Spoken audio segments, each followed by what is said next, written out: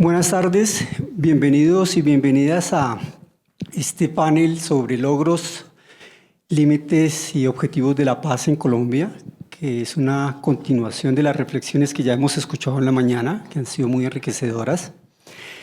Yo soy Giovanni Molano Cruz, voy a presentarle a nuestros panelistas. Primero debo anunciarles que lamentablemente no contamos con la presencia del profesor Leopoldo Múnera ni con el investigador León Valencia, se han excusado en último momento. Sin embargo, tenemos en nuestro panel tres investigadores académicos de prestigio y alto reconocimiento por sus trabajos. Son Jennifer Vargas, profesora del Departamento de Trabajo Social de la Universidad, Fabio López de la Roche, amigo y colega del IEPRI, y Laura Bonilla, subdirectora de la Fundación Pares. La forma como vamos a trabajar esta tarde, estas 2 horitas que tenemos, la intención de este panel organizado por el IEPRI es abrir un espacio de reflexión sobre la paz en Colombia, las políticas de paz. Y después de la presentación de cada uno, pues habrá eventualmente una discusión aquí en la mesa, digamos en el panel, y después abrimos el espacio a sus preguntas. Iniciaremos con Laura Bonilla, que nos va a presentar un balance de la paz en Colombia con información empírica hasta el 2024. Las reflexiones son más o menos dónde estamos y qué viene en cuestiones de paz. Seguimos con Fabio López, quien va a argumentar sobre la necesidad de construir la paz, incluyendo las políticas de paz de gobiernos anteriores.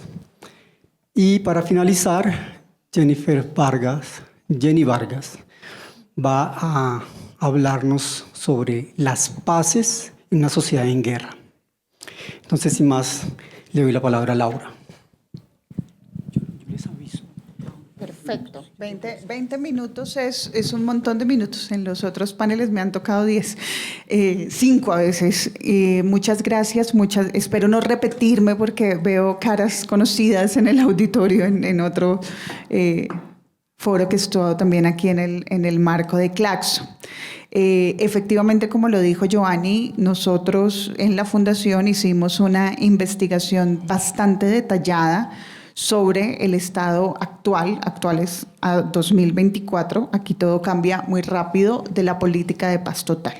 Y próximamente vamos a lanzar, que están todos muy invitados, una investigación conjunta que hicimos con Vivamos Humanos y la Coordinadora Nacional Humanitaria sobre el estado actual, ya hoy, de las mesas de diálogo.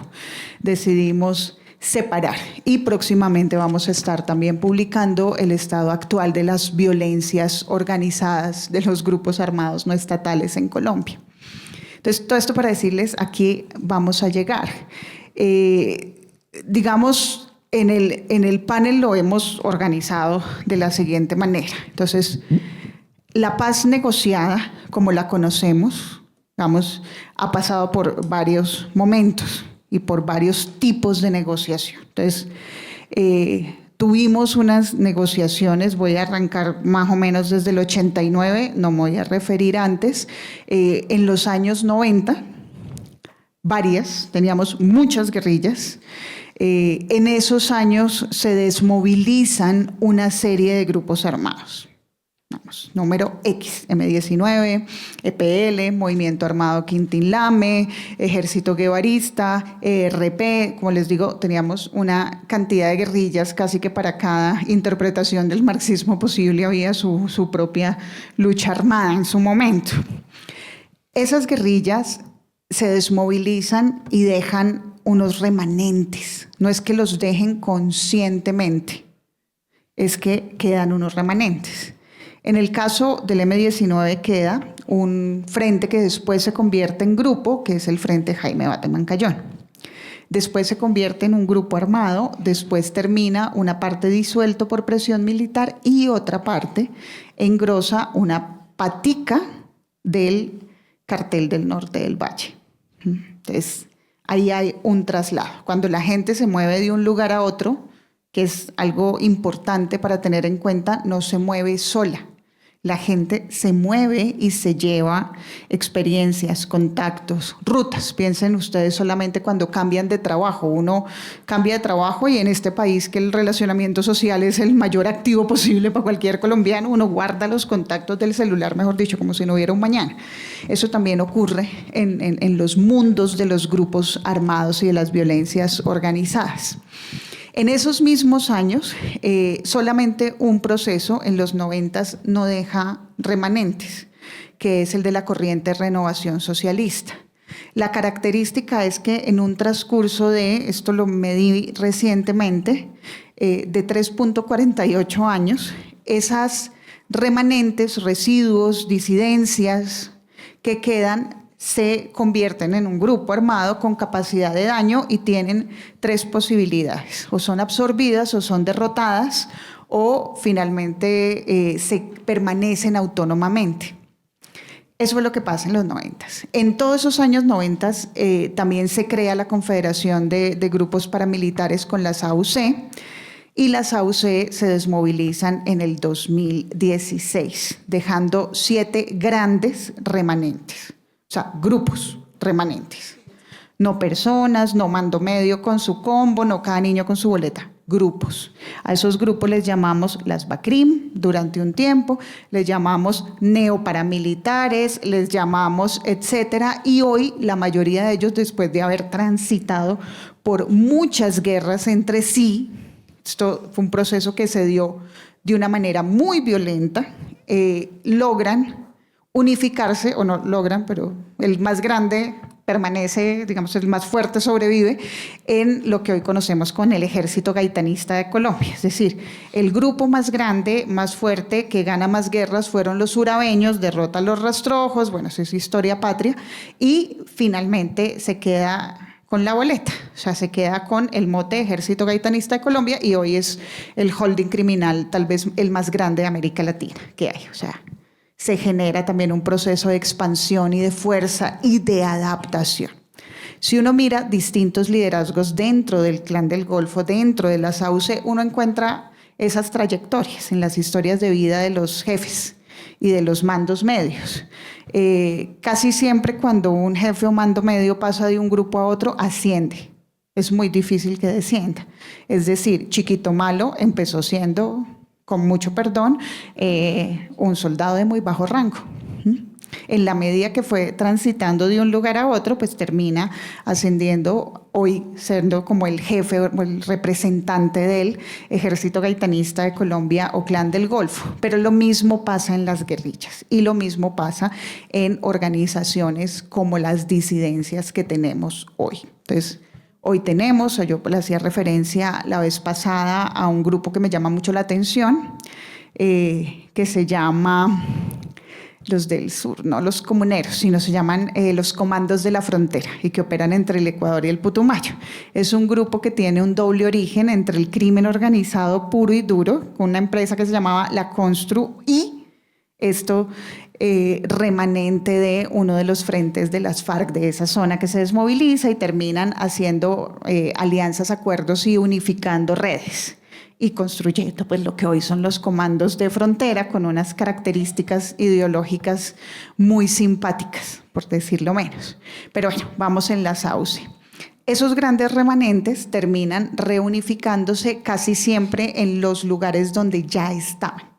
O sea, lo que no hay es mucho tránsito territorial. O sea, un grupo que estaba en el Putumayo tiene alta probabilidad de permanecer en Putumayo. Y eso quiere decir que también en esos nichos o en esos núcleos regionales, locales, territorios, como le queramos decir, hay una trayectoria que no se suspende entre la guerra y la paz. O sea, viene guerra, viene paz, viene guerra, 4 años, después con las AUC 2.5 años aproximadamente, 2.48, y ahora después del proceso del 2016, que arranca un nuevo ciclo de violencia. Entonces, el 2016 es ese otro granito de las negociaciones de paz, y a mi juicio es la negociación que cierra el ciclo por varias razones, porque es el acuerdo más extenso, más completo, más difícil de cumplir al que se ha comprometido el acuerdo colombiano, el acuerdo del Estado colombiano.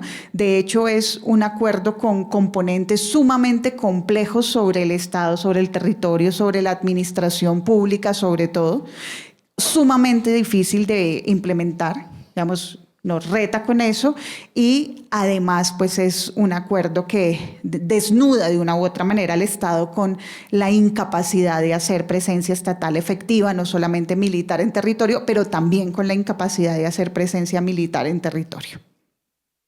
Y eso es lo que muestra. Entonces, ese ciclo en el 2016 produce inicialmente 33 remanentes, luego 17, después esos 17 se vuelven 2, después 4 y ahora tenemos entre 5 y 6. Exactamente de lo mismo. Y es decir, el tiempo de rearme pasa de 2.4 en el ciclo pasado, pues en el proceso pasado, a 1.48. Y hoy, pues puse un artículo recientemente en El Espectador, el tiempo entre desarme y rearme es 0.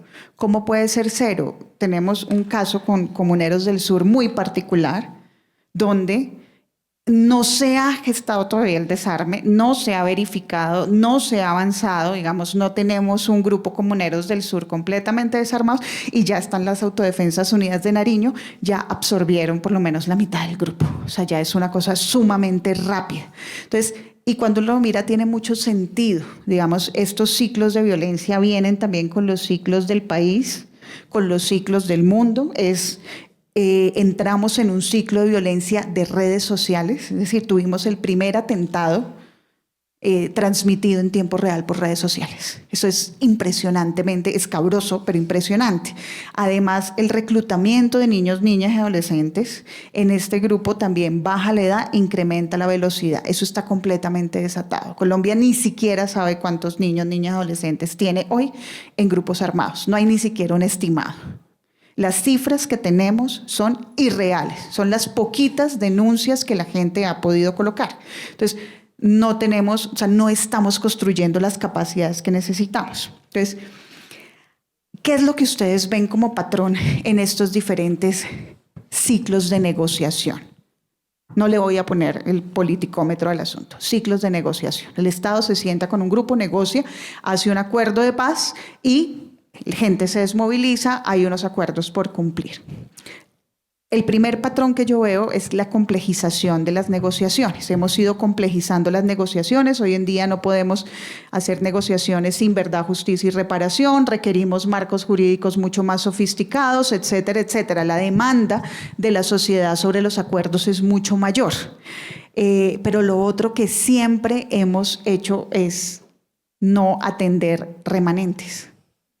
Ni por vía militar, ni por vía social, ni por ninguna otra vía. Entonces, en eso llega la paz total de Petro y dice, estamos recientes y es el momento de atender esto, de hacerlo rápido y esto nos va a salir supremamente bien. Pues de 9 mesas de negociación, hoy realmente no hay ninguna que no esté en crisis, o suspendida o congelada. Entonces, no salió tan bien la paz total en términos de, digamos, de efectividad. Y eso pues ahí hay varias razones. En el libro que sacamos de plomo es lo que viene, esbozamos algunas. ¿Cuánto me queda? ¿Como 15? ¿Sí? 5. Miércoles yo hablo mucho. Entonces, esa es mi hipótesis principal en los ciclos de negociaciones. ¿En qué momento estamos? Estamos en un momento donde la negociación tradicional de paz entra en crisis en este nuevo ciclo. Y eso es solo uno de los cuellos de botella de la paz total. No sabíamos con quién estábamos sentados. Hicimos unos modelos de negociación que funcionaban con una guerrilla muy organizada, muy estructurada, muy uniformada y muy viviente en campamentos, a unos grupos que ni están uniformados, ni están localizados, ni están identificados y que perfectamente, si hay unos bombardeos sucesivos, se meten a la casa y vuelven a salir cuando el ejército se vaya. Porque no puede haber ejército controlando territorio para toda la vida, o no seríamos un Estado de Derecho, seríamos otra cosa muy distinta. Y estos grupos pretenden, digamos, ya no pretenden un punto de llegada relacionado con una ideología específica. Entonces, las FARC, digamos, una guerrilla de origen campesino, de corte marxista, quería fundamentalmente la reforma agraria, ¿cierto? Pues muchos otros puntos también se negociaron en el acuerdo, pero ese era un punto fundamental de llegada. Entonces uno podía decir, ¿qué quieres? La reforma agraria. Uno le pregunta hoy al Frente 33, ¿qué quiere? Y el Frente 33 le dice, primero, sobrevivir. Segundo, el desarrollo territorial. Ok, o sea, que llegue el Estado. Yo decía, pero a ver, o sea, yo nunca he conocido una guerrilla en el mundo que se alcen armas para que venga el Estado. He conocido que reten contra el Estado, que pelean contra el Estado, pero nunca había conocido una que se alcen armas para pedir que llegue el Estado. Y tiene también mucho sentido en lo que estamos viviendo hoy, porque muchas de las funciones que debían ocurrir después del conflicto, que no ocurrieron, como por ejemplo instalar localmente seguridad y justicia, me refiero a fiscalía, instituciones, policía, todo proceso de posconflicto hacia un tránsito del ejército a la policía, mayoritariamente, porque finalmente necesitas más gente que ayude a controlar el día a día, hacer función de policía. Esa función la empiezan a detentar otros armados, es lo primero que hacen tanto las disidencias como cualquier grupo de origen paramilitar, establecer esos códigos de conducta, esos códigos jurídicos informales, esos impuestos también ilegales, informales o extorsivos, y a partir de ahí es que se empieza a ejercer control de población. Entonces, ¿qué pasa? Que son grupos que se vuelven connaturalmente violentos, es decir, que ceses al fuego no reducen todas las violencias. Reducen, por ejemplo, el desplazamiento forzado relacionado con combates, porque no va a haber combates con el ejército, pero no te reducen el homicidio de líderes y lideresas sociales. Y la capacidad, si delante hay un Estado no suficientemente fuerte, capaz, y una verificación gigante para hacer un monitoreo mucho más específico, pues es mucho más complicado controlar esto. Eso lo digo. Pero con todo y eso, digamos, Colombia también ha transitado largos e importantes logros en los procesos de paz. Básicamente el logro fundamental es que a punta de procesos de paz y de contención hemos logrado bajar la violencia muchísimo. O sea, teníamos en los 90 3.000 secuestros, hoy llegamos a 300 y estamos subiendo, pero tiene que ser de verdad este país muy infame para volver a 3.000. Porque sí, pero no queremos. O sea, también hay un compromiso importante de la sociedad colombiana para no llegar allá. Tenemos 10 millones de víctimas. 10 millones de víctimas. Eso, ¿cuánto porcentaje es de la población en Colombia actual? Es muchísima gente. Es el 25% aproximadamente de la población. O sea, nos hemos fregado el 25% de la población. ¿Sí? Eso afortunadamente no lo tenemos en esos números, pero, ojo, número de desplazamiento forzado también está al alza en este nuevo ciclo que arranca. Todo ciclo de violencia, el timing en este momento es un timing que nos dice que vamos a permanecer un par de años más con una confrontación muy violenta de grupos contra civiles y contra otros grupos. ¿Qué nos sirve ahí y qué creo que creo realmente que podemos aprender? Yo creo que lo que podemos aprender y además debemos defender, digo yo ahí debemos porque como no soy académica sino sociedad civil, entonces sorfeo entre el hacer y el deber y el analizar. Nosotros debemos proteger ese legado de paz, pero ese legado de paz hacerlo propio de la ciudadanía, independientemente de si tenemos una mesa de negociación abierta o no. ¿Qué quiere decir en la práctica? Que las comunidades de Arauca deben seguir pudiendo tener conversaciones, diálogos permanentes de construcción de paz, de resolución de conflictos, insistir en lo que nos ha funcionado con el Estado local y nacional, independientemente de que el ELN esté sentado o no esté sentado en una mesa. Y eso nos requiere que se construyan las capacidades estatales para proteger a la gente en territorio, que es lo que no tenemos. Hoy en día no hay nadie que proteja a la gente.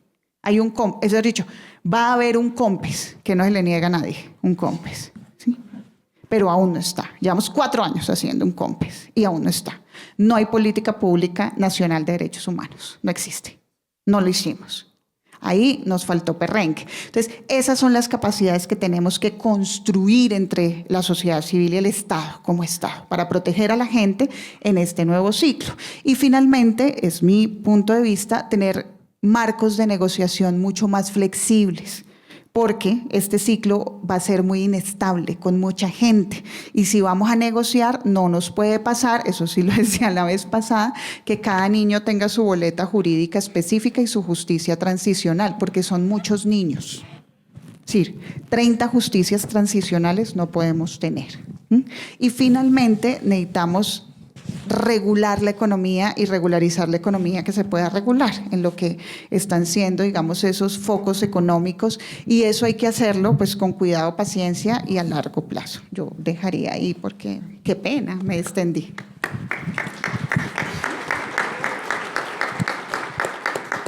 Gracias, Laura. Bueno, después tiene la palabra Fabio para su presentación sobre la construcción de paz, incluyendo las experiencias gubernamentales anteriores. Bueno, ya Laura nos ha planteado toda la complejidad de las negociaciones con estos grupos que responden a otros procesos de constitución, donde muchas veces el elemento delincuencial está mucho más presente que el ideológico político. Bueno, aunque queda pues obviamente la negociación con el ELN, pues una vieja guerrilla izquierdista, ideológica, heredera de la Revolución Cubana, del castrismo y del Che Guevara, y todo eso mezclado también con valores católicos de teología de la liberación y de opción preferencial por los pobres, porque es también la complejidad, ¿no?, que se mezcla lo delincuencial con lo ideológico político. Bueno, mi tesis es pues que no puede haber paz y sobre todo una transición cierta, que los colombianos nos tomemos en serio la transición como lo ha hecho España, como lo han hecho sociedades del Cono Sur, porque es que aquí no tenemos una visión clara de transición hacia la paz, ¿no?, y hacia la reconciliación. Y eso no se puede hacer sin concertación y sin tener en cuenta las experiencias de los gobiernos anteriores. Una de las críticas que se le hace a la paz total de Petro es la ausencia de método. Y yo creo que tienen toda la razón, ¿no? Es decir, la paz de Santos estudió los procesos en el mundo de Sudáfrica, de Irlanda, de Centroamérica, ¿no? Formó sectores de la oficialidad en el conocimiento de esos procesos.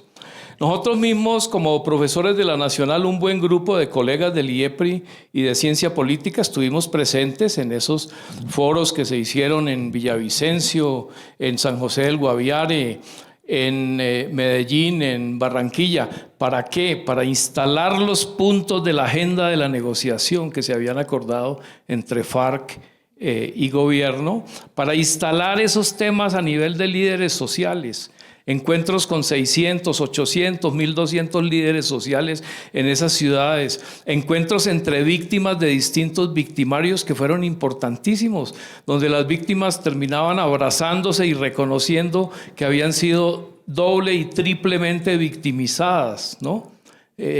Víctimas que habían sido víctimas de paramilitares, de fuerzas del Estado y de guerrilla, ¿no? Y como lo ha dicho Elizabeth Yellin en sus estudios sobre memoria, es importantísimo esos encuentros entre víctimas, justamente para quienes han sido víctimas de distintos victimarios, comprendan la complejidad del conflicto y las necesidades de la reconciliación. Entonces, yo creo que faltó método. Y aquí recordar también, digamos que otro mérito del proceso de paz de Santos fue el blindaje jurídico y constitucional de los acuerdos, ¿no? De la Jurisdicción Especial de Paz, de la Comisión de la Verdad, y todo el trabajo que se había hecho previamente también con las instituciones de producción de memoria, Centro Nacional de Memoria Histórica y por supuesto Comisión de Búsqueda de Personas Dadas por Desaparecidas. Recordar el papel de Juan Carlos Henao, el rector del externado ya fallecido, incluso del Álvaro Leiva, hoy famoso por unas cartas a destiempo y bastante melosas y indecorosas, diría yo, y no lo digo desde un petrismo militante, no. Pero jugaron un papel importante en el blindaje jurídico de la paz, ¿no? Entonces se necesita gente que conozca de esto. Ha faltado la vinculación de expertos a este proceso. Y bueno, ya pues también, eso lo conocemos, la ausencia de un marco jurídico de política criminal para la negociación con los sectores más delincuenciales, que se intentó, pero se cayó en el Congreso y no se volvió a retomar. Entonces eso ha dificultado la negociación con shotas y espartanos en Buenaventura, con todos las pandillas y los actores del conflicto en Medellín y el Valle de Aburrá y en Quibdó. Entonces, pues se ha fallado, me parece, bastante en lo técnico. Pues ya Laura mostró toda la complejidad, es una propuesta demasiado ambiciosa. Santos le apostó a la paz con las FARC, ¿no? No le apostó pues a negociar con todos y eso también pues hay que evaluarlo si eso estuvo bien. Ahora no quiero descalificar totalmente porque desde el grupo, desde la red Quinza en que hemos estado, liderada por el profesor Carlos Mario Perea, pues hemos reconocido que los diálogos con shotas y espartanos en Buenaventura y los diálogos de Medellín y del Valle de Aburrá han servido de manera importante para desescalar el conflicto, pero por supuesto no van a llegar a acuerdos definitivos. Entonces, bueno, reconocer la experiencia dejada por Juan Manuel Santos, como habría que también reconocer los errores. Este problema de que luego de los procesos de paz no se copan los territorios con instituciones, con juzgados, con bienestar familiar, con SENA, eso debería dejarnos lecciones. Es decir, para que cada gobierno que emprenda un proceso de paz tenga la voluntad política y la capacidad presupuestal para copar los territorios. De la experiencia de política militar de Álvaro Uribe, yo creo que aquí desafortunadamente, no tenemos una formación de opinión sólida en el país.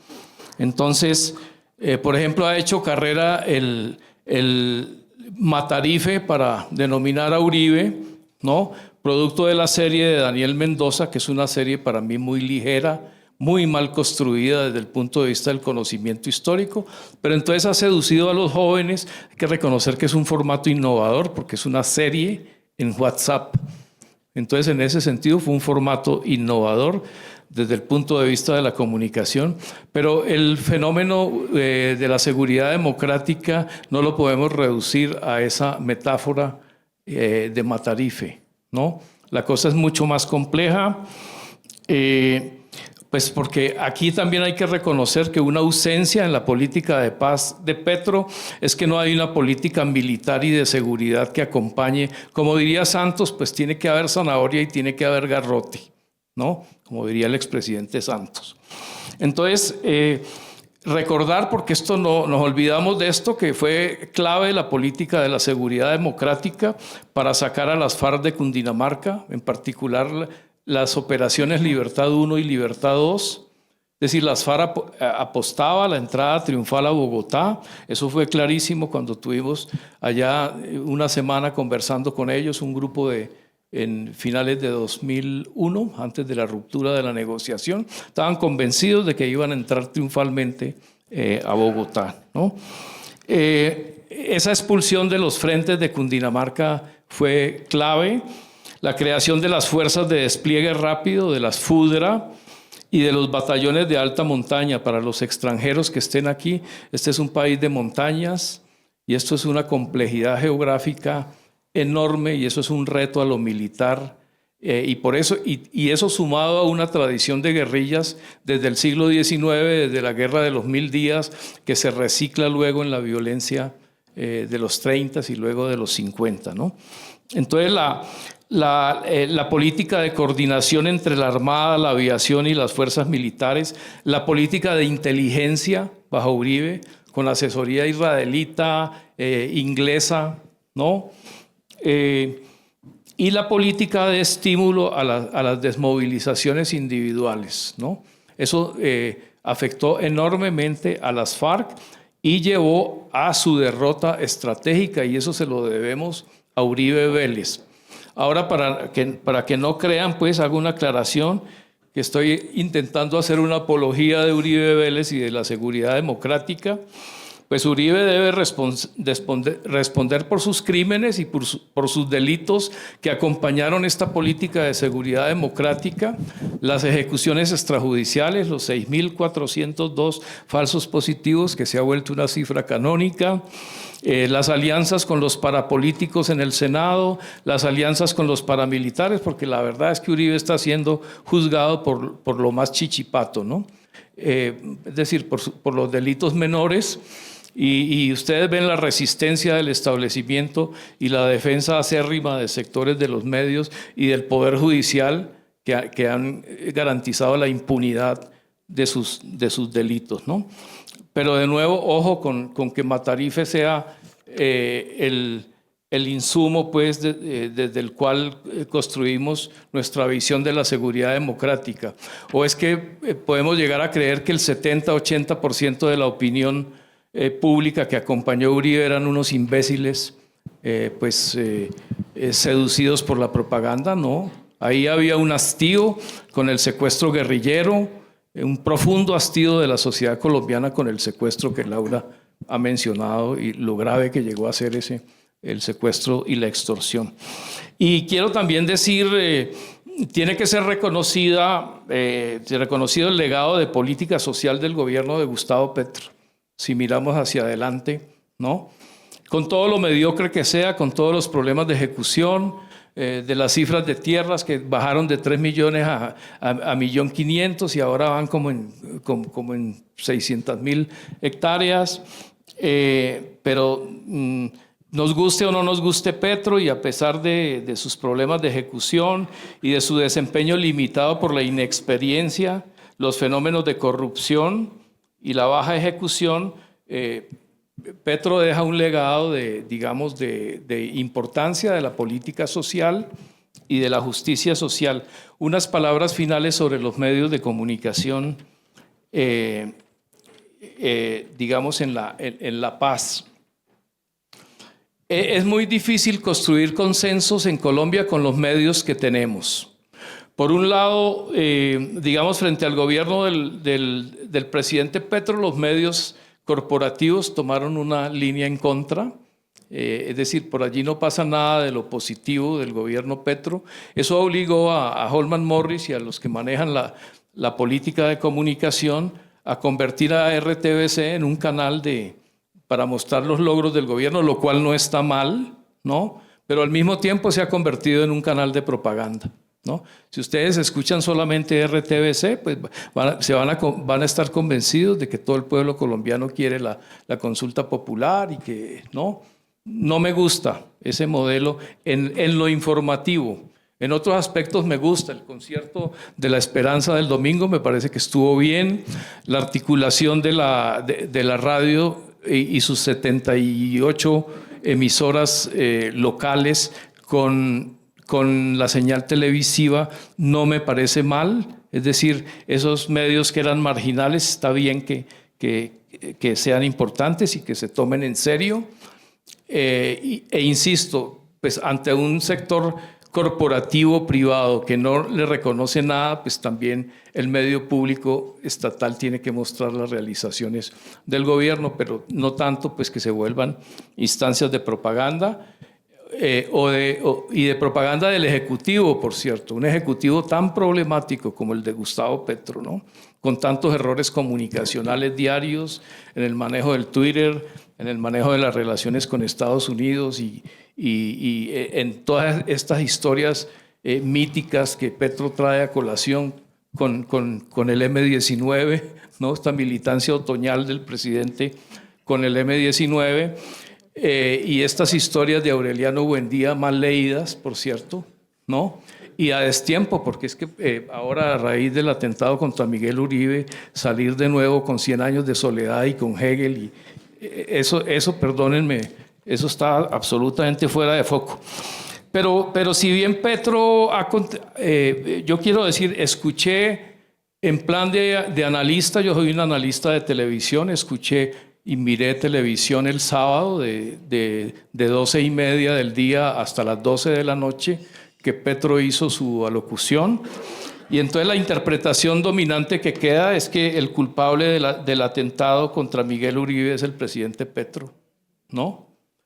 Y si bien hay parte de razón en subrayar la intolerancia que está produciendo el discurso de Petro, yo he venido siguiendo eso desde hace más de 3 años, diariamente. Petro maneja un discurso confrontacional muy problemático que lo ha agudizado en los últimos 3 meses, y ahora con esta propuesta de consulta. Y claro, es una actitud contra el Senado, contra el Consejo de Estado a propósito de las transmisiones de los consejos de ministros. Perdóneme, un consejo de ministros no se puede pasar por una locución presidencial, ¿no? Eso los que sabemos de comunicación lo tenemos claro. Usted no puede interrumpir la programación del sector privado que tiene compromisos económicos con los programas que emite, meter una transmisión de 2:30, 3 horas, pues porque está afectando la economía, ¿no? Pero él dice no, que es el Consejo de Estado que está contra la consulta. Entonces, yo no quiero negar la responsabilidad de Petro en la polarización. En Razón Pública publiqué un artículo hace un mes sobre la comunicación presidencial y la desconsideración de las formas y de las convenciones. Petro se caga en las formas y en las convenciones, perdónenme que lo diga así de duro. Él piensa que él puede hacer lo que le da la gana y decir lo que le dé la gana sin ningún tipo de reglas y de convencionalismos, ¿no? Pero Petro no es el único polarizador, es lo que quiero decir, ¿no? Es decir, aquí los medios, pues como estoy poniendo en el ejemplo del sábado, están polarizando, y en buena medida, quiero decir, nos han excluido a los académicos de la opinión, ¿no?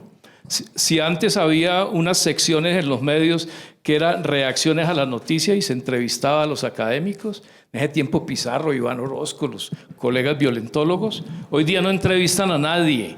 Es decir, la opinión de quienes hemos dedicado la vida a estudiar la violencia, a estudiar las paces, a estudiar la intolerancia, a estudiar la cultura política, les vale huevo, ¿no? Y están contratando a los que han sido políticos, como es el caso de Blue Radio, ¿no? Entonces contratan a Riveros, la única voz con acentos de una reflexión intelectual es Laura Orilla. es Tascón Forero, ¿no? En Blue. Pero la voz de la academia está por fuera, y es una voz que podría enriquecer enormemente el debate.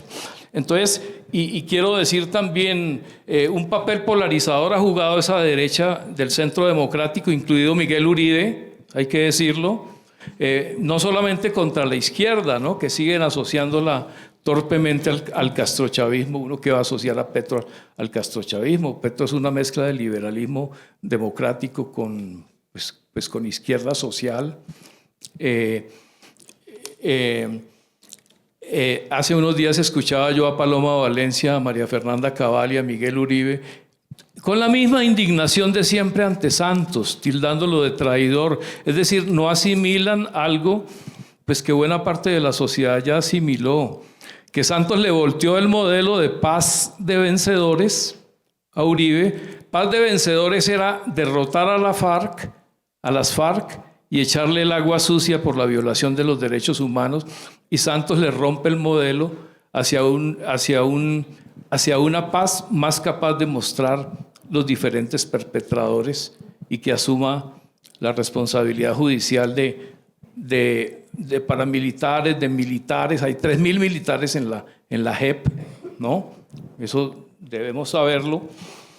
Y claro, eso es lo que en el fondo no les conviene, pero eso no se debate en espacios de opinión en Colombia, para que haya claridad sobre eso. Como no se debate, Humberto de la Calle decía en estos días, a propósito del atentado a Miguel Uribe, que leyó un tuit de una chica diciendo que ahora con este atentado comprendían lo que había pasado hacía 30 años con la generación que nos tocó vivir el asesinato de Bernardo Jaramillo, de Pizarro, de Galán, de Pardo Leal, de José Antequera, ¿no? Entonces, fíjense, estamos fallando también con la memoria, ¿no? Con los procesos de construcción de memoria. Y bueno, quería decir eso, que los productores de polarización no es solamente el presidente Petro. Y termino diciendo pues que tenemos que construir consensos acerca de la paz, políticas de copamiento territorial por parte del Estado, políticas de transición serias hacia la paz y consensos básicos sobre las políticas de paz para una transición gradual y estratégica hacia la paz, es decir, tomarnos la transición en serio. Pero eso no se puede hacer con la polarización actual, con cada gobierno llegando a destruir lo que ha hecho el anterior y no reconocer nada. Así no vamos para ninguna parte. Entonces esa es mi propuesta. Gracias, Fabio. Bueno, recapitulando un poco, Laura nos ha explicado ya, nos ha señalado que las negociaciones exitosas de paz en Colombia son escalonadas, que siempre quedan unos remanentes y a partir del 2016 lo que se viene más o menos es más conflicto armado con los costos humanitarios que eso conlleva. Pero al mismo tiempo también vienen más procesos de paz por el mismo conflicto. Y en eso me parece coincide con Fabio, quien en su presentación, pues como concluía, ha llamado al consenso, a comprender, a conocer, a tener más en cuenta la transición, a reconocer las experiencias institucionales pasadas del gobierno inmediatamente anterior a Duque, es decir, el de Santos. Y también pues, nos ha señalado en su visión, ya lo han escuchado, crítica amplia sobre los medios de comunicación, nos ha señalado que hay casos exitosos como los diálogos en Quibdó. Es decir, que los diálogos siguen siendo necesarios, no obstante también esa crisis del modelo de negociación que se abrió después del 2016, el modelo tradicional. Es un poco el abrebocas o la recapitulación mejor para darle la palabra a Jenny con su presentación sobre las paces en una sociedad en guerra. Muchísimas gracias. Bueno, un placer acompañarles hoy en este panel. Yo quisiera empezar muy brevemente, voy a poner aquí el cronómetro, trataré de no pasarme de los 20 minutos.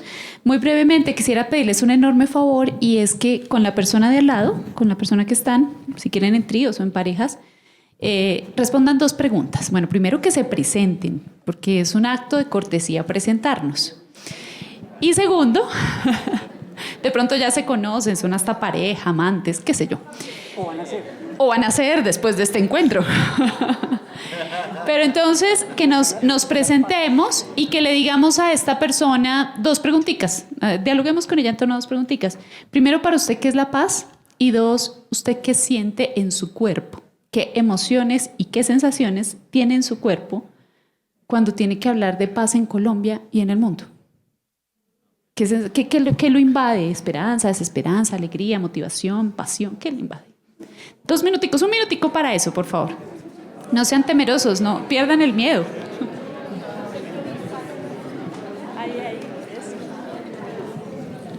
Creían que me van a poner a trabajar a mí sola, no. Trabajen todos.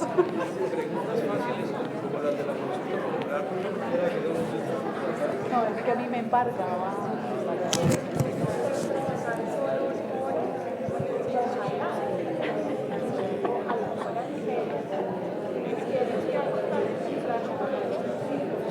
¿Qué, perdón?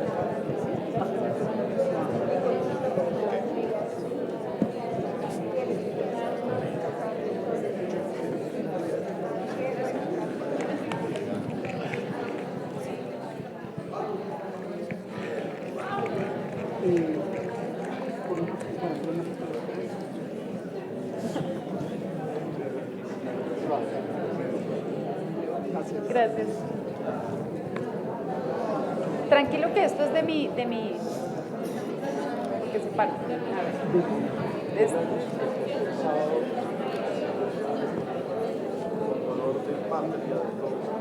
Duro, muy duro lo del atentado. Yo tampoco lo del atentado, que terrible. Se me olvidó hablar de ¿cuál fue?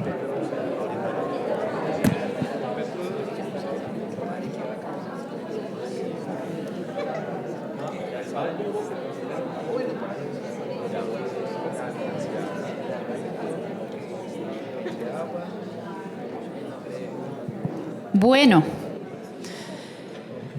Ay, perdón. No. Bueno, cuéntenos 2 o 3 personas, bueno, 30 segundos más, adelante. Estamos muy bien. Gracias.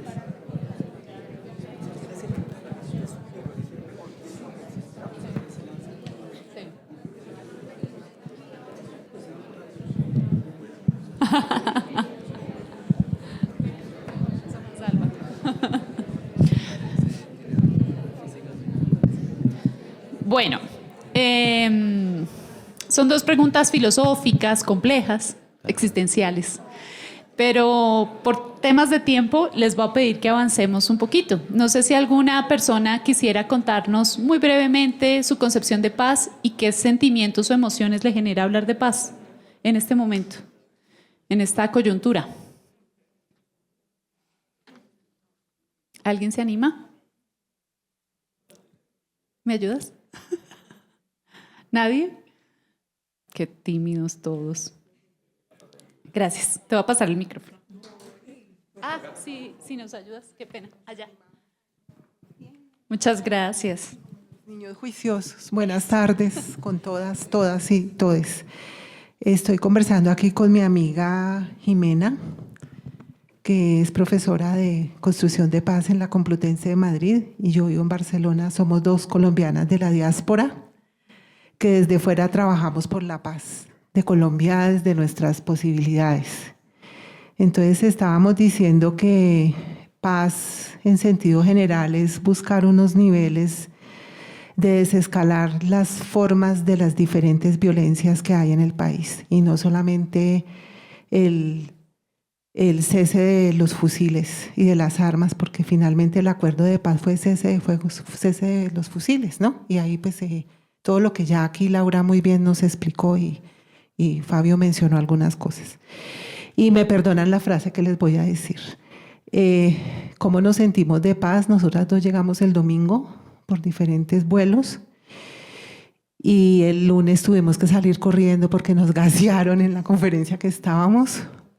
Bueno, y otras cosas que hemos visto estos días. Entonces, podemos decir que la sensación es un estado de malparidez cósmica y existencial, que no debemos perder la esperanza, pues porque este año es el año de la esperanza para quienes somos creyentes. Y pues hay que ponerle perrenque. Yo sé que no es fácil, pero estamos en momentos bajos. Eso es. Gracias. Muchísimas gracias. ¿Una última intervención?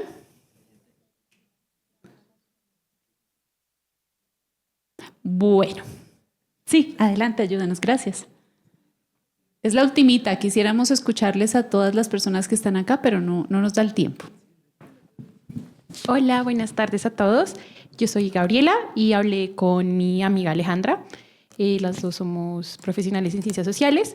Y bueno, Aleja llegó a la conclusión que para ella la paz era poder aceptar a todos.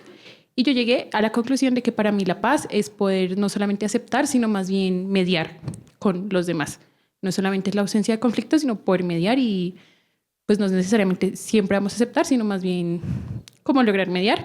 Y respecto a qué sentimos, Aleja llegó a la conclusión de que ella sentía desesperanza, pero al mismo tiempo a veces sentía esperanza. Y yo llegué a la conclusión de que irónicamente a veces cuando hablo de paz puedo sentir un poco de ira, que es muy irónico, porque considero que hay gente que está muy aferrada a la guerra y a sentir que nunca vamos a llegar como a un punto de mediación, pero también llegué a la conclusión de que también puedo sentir mucha esperanza y que pues la manera de combatir esa ira que a veces me invade es pues creer que sí hay una forma de construir paz. Muchísimas gracias. Bueno, yo quisiera continuar con esta introducción que ustedes dos nos hacían diciendo sentimos una malparidez cósmica, desesperanza y al mismo tiempo esperanza. Porque creo que ese es el sentimiento. Esos son, ustedes lo encierran muy bien, son los sentimientos, las emociones que más o menos están generalizadas en este momento en el país. Y es muy difícil no solo hablar de paz, sino practicar la paz, implementar la paz, negociar la paz en un país que continúa en guerra y que en todos sus ciclos de negociación previos ha tenido como resultado unos avances en la disminución de las violencias directas, pero al mismo tiempo unos reciclajes de la guerra y nuevos grupos que ya explicaron las personas que me antecedieron en la palabra. La primera idea fuerza que yo quisiera compartir con ustedes es que la paz, como todo discurso, es un campo en disputa. Y cuando hablamos de la paz como campo en disputa, estamos hablando de la paz como un campo discursivo, como un régimen de representación que tiene 3 categorías. La primera categoría está relacionada con las teorías que le dan sentido a esa noción de paz.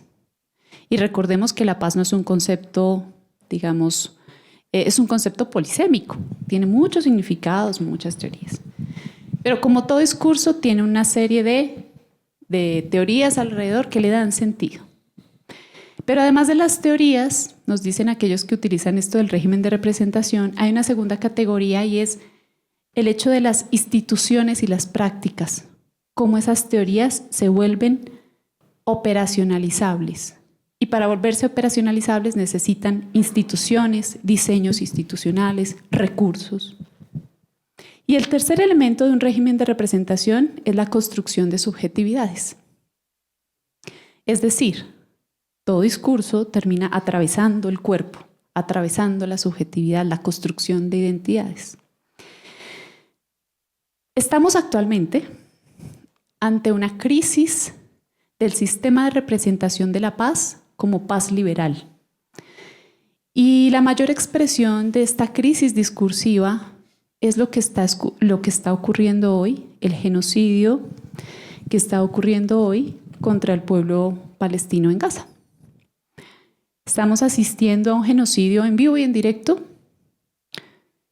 con una impotencia enorme, donde algunos estados han puesto desde muy temprano, incluyendo nuestro estado y nuestro gobierno nacional, ha puesto su voz para rechazar y denunciar el genocidio. Sudáfrica interpuso una demanda ante la Corte Penal Internacional. Y recientemente vemos que la sociedad civil no solo salió a las calles a manifestarse contra este genocidio, sino que además ahorita habían 2 marchas, no sé cómo llamarlo, movilizaciones, porque una era marítima, de Greta, ¿no? Y otros activistas que fueron, digamos, detenidos y varios de ellos repatriados, ¿no? Pero también está esta otra movilización que se está dando vía terrestre con médicos, activistas, defensores y defensoras que están intentando llevar la ayuda humanitaria al pueblo palestino. Toda esta expresión del genocidio nos da cuenta también de una crisis de la arquitectura creada para la paz. Entonces, prácticamente estamos en un mundo donde los referentes discursivos, institucionales y también subjetivos están cambiando. Y tenemos miles de opciones. Una opción es rendirnos, pero la otra opción es desplegar lo que Jean-Paul Lederac de la imaginación moral y las personas aquí que estudian paz y que han trabajado los temas de paz llaman la imaginación moral, y es desplegar esa capacidad que tienen los seres humanos para encontrar soluciones a través de la creatividad. No tenemos de otra. Y no tenemos de otra porque las comunidades que votaron en el plebiscito por la paz en el 2000, ¿en qué año fue eso? ¿2016 o 17? Fue 2016. Octubre. el 2 de octubre del 2016. Ese 2 de octubre, las comunidades que votaron por el sí al plebiscito y que respaldaban la paz, cuando uno miraba el mapa, eran precisamente las comunidades, tanto rurales como urbanas, las más victimizadas y afectadas por la violencia estructural y también por la guerra. Y esas son las comunidades que así se levante un grupo de la mesa y diga no negocio más, o que se congele un diálogo, esas son las comunidades que siguen insistiendo en que los diálogos y la paz continúe. Entonces, esa es digamos, el lugar de enunciación desde el que yo me estoy parando aquí, es ese.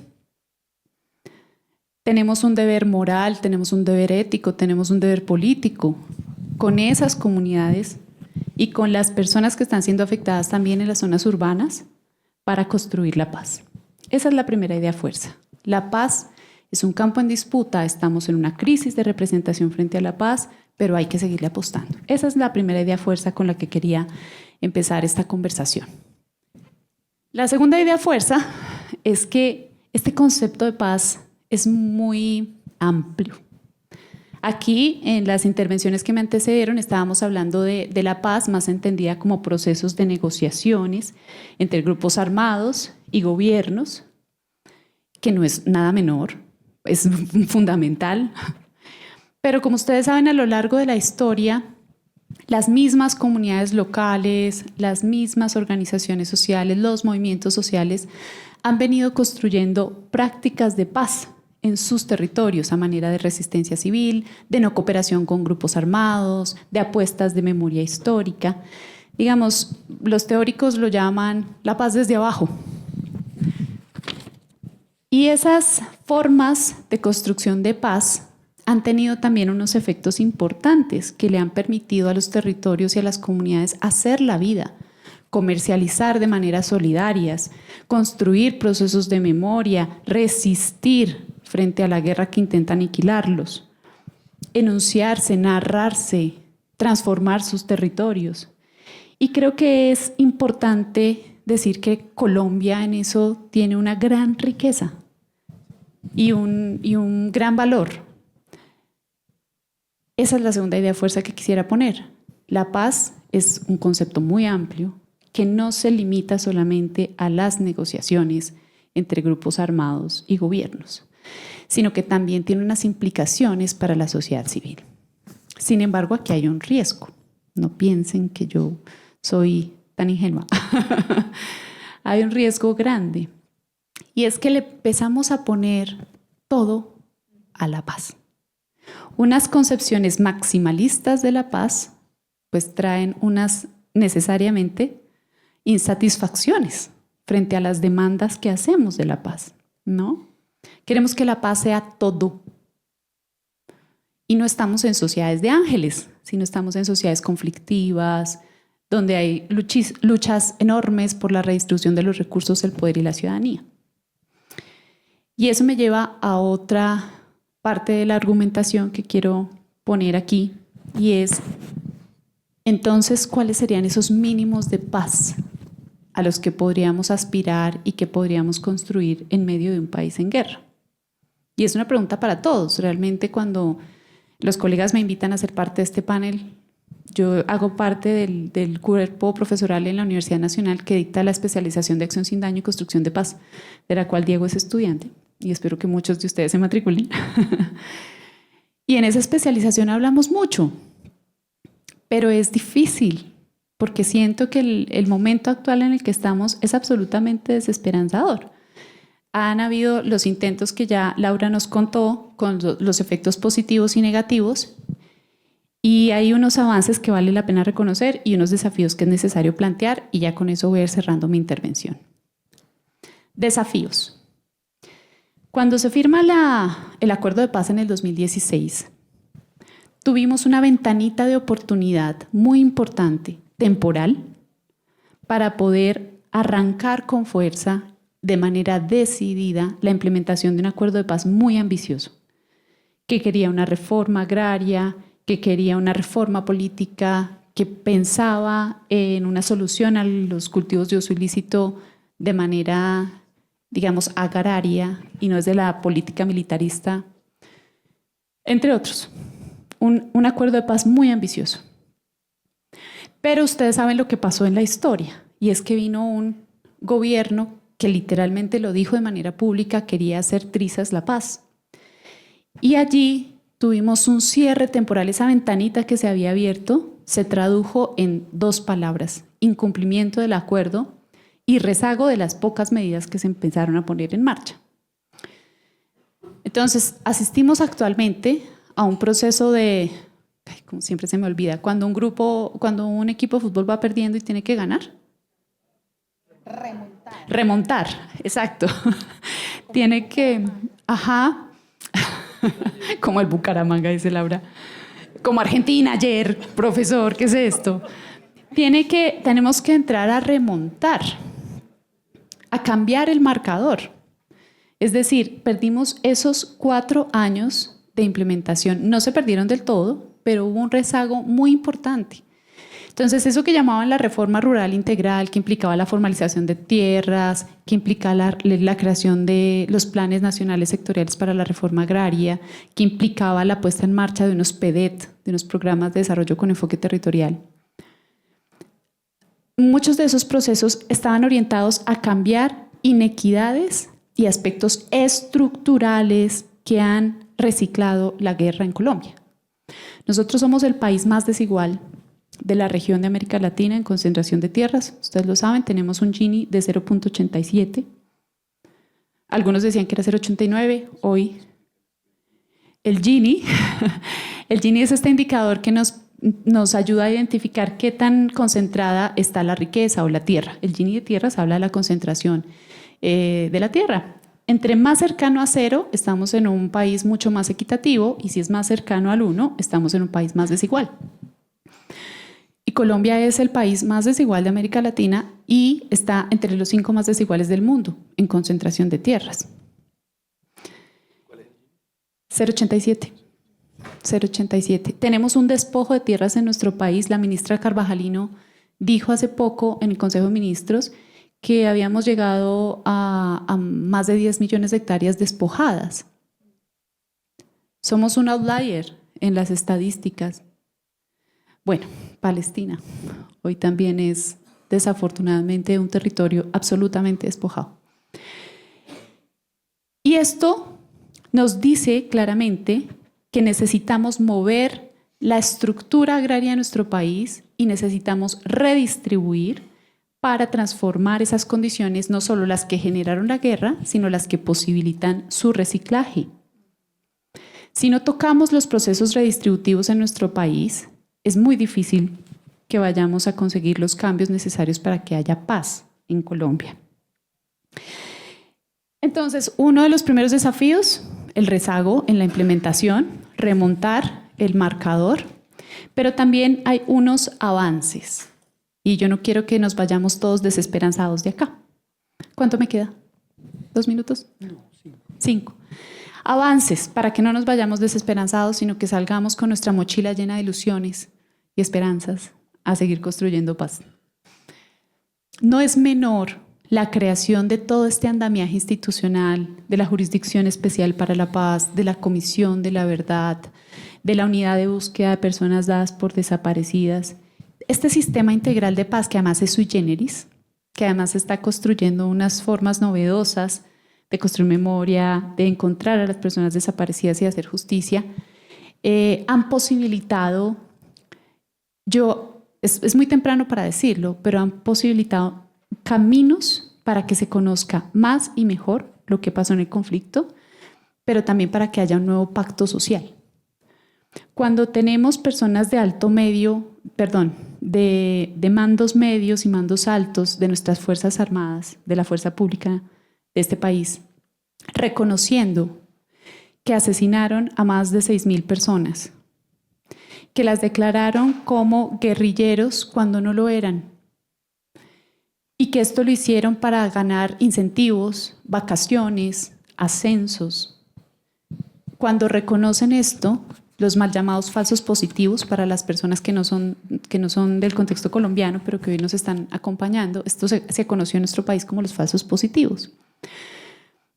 llevar a las fuerzas militares a que reconozcan, a que den la verdad, a que reparen a las víctimas, es un avance importante, sin el cual no podríamos volver a construir pacto social. No hay pacto sin pasar por la verdad. Por la verdad histórica, claro que sí, la que construyó la Comisión de la Verdad, pero también por la verdad judicial.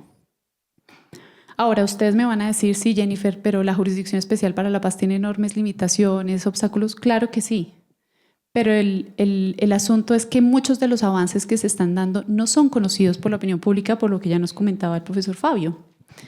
Y es importante socializarlos porque allí hay esfuerzos, recursos y creatividad invertida que está dando, digamos, frutos. Entonces ese es un avance que a mi modo de ver es muy significativo. La JEP se ha comprometido a entregar las primeras sentencias este año. Esperamos que así sea para continuar estos avances. Un segundo avance que creo muy importante, el profesor Francisco Gutiérrez lo trabaja en su texto del tercer ciclo violento, y es que la sociedad ha tenido yo sé que el profesor Fabio me va a contradecir, pero hay un avance en la cultura política con relación a rechazar la violencia como mecanismo político para la transformación social y el cambio social. Digamos, no estamos en la época de los 70s y 80s donde había un respaldo a las insurgencias, era otro momento histórico. ¡Ay! Es decir, en otras palabras y para ir resumiendo, cada vez rechazamos más la vía armada como forma de hacer política. Y aquí hay cada vez más consenso. Yo creo que para el Partido Comunes, digamos, fue una sorpresa cuando ellos se lanzan a las elecciones y pues no tuvieron la votación seguramente que ellos esperaban, porque hay un rechazo de la sociedad a la vía armada para hacer política. Seguramente hay muchos otros avances. Yo dejaría aquí para poder dialogar con ustedes, escucharles. Y mi invitación es a que pensemos en esta nueva etapa de la paz total como una etapa que requiere no solamente reconocer las limitaciones o los avances que se están dando en esta política, sino también requiere un blindaje de la sociedad civil. Yo coincido con Laura en que tenemos que apoyar los procesos de negociación, los procesos de diálogo, aun cuando no son perfectos. Aquí quería hacer una claridad para las personas que no son de Colombia. Tenemos dos vías en la paz total. Una son los diálogos sociojurídicos y otras son las negociaciones de paz propiamente dichas. Las negociaciones de paz propiamente dichas se dan con grupos insurgentes que tienen un estatus político. Las de los diálogos sociojurídicos no son negociaciones de paz, sino que están orientadas a buscar el sometimiento de esas bandas criminales, de esos grupos armados de alto impacto a la justicia. No son negociaciones de paz. Pero tenemos un problema allí y es que no contamos con un marco jurídico, el Congreso no lo aprobó, para poder desarrollar estos sometimientos a la justicia, estos diálogos sociojurídicos. Entonces es muy incierto, digamos, el avance que se pueda dar con estos grupos, porque no tenemos los dientes, el músculo para poder concretar cuál va a ser su tratamiento penitencial diferenciado. Bueno, yo dejaría por ahí. Gracias, Jenny.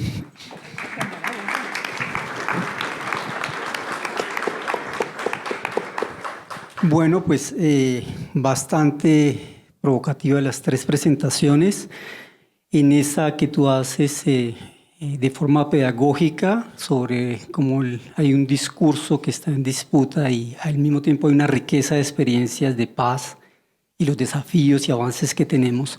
Yo veo una coincidencia con, si lo vemos desde esta parte, este llamado que haces de las experiencias de paz que hay desde la población, la llamada sociedad civil, con el llamado de Laura también a una mesa de negociación abierta o no, abierta a la sociedad civil y a los territorios, y que me parece coincide también con algo que señala Fabio de que le reconoce indiscutiblemente el sello social al gobierno Petro.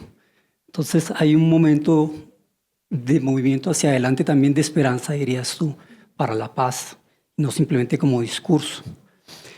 No sé si ustedes quieren complementar o, bueno, unos minutos para complementar entre ellos alguna idea o también si no están de acuerdo y después abrimos el espacio al público.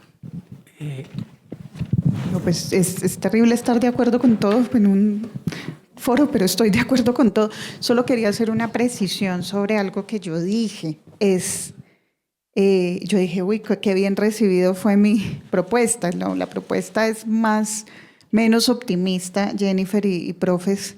Mi propuesta es prácticamente de aquí en adelante, para tomarnos en serio la transición, las negociaciones como diálogo con armados, con estructuras armadas no estatales, que cada vez se parecen más, deberían todas estar orientadas a buscar negociación con la justicia, exclusivamente lo que tiene que ver con negociaciones con la justicia, tal vez, y la única excepción sería el ELN, que pertenece a un ciclo pasado.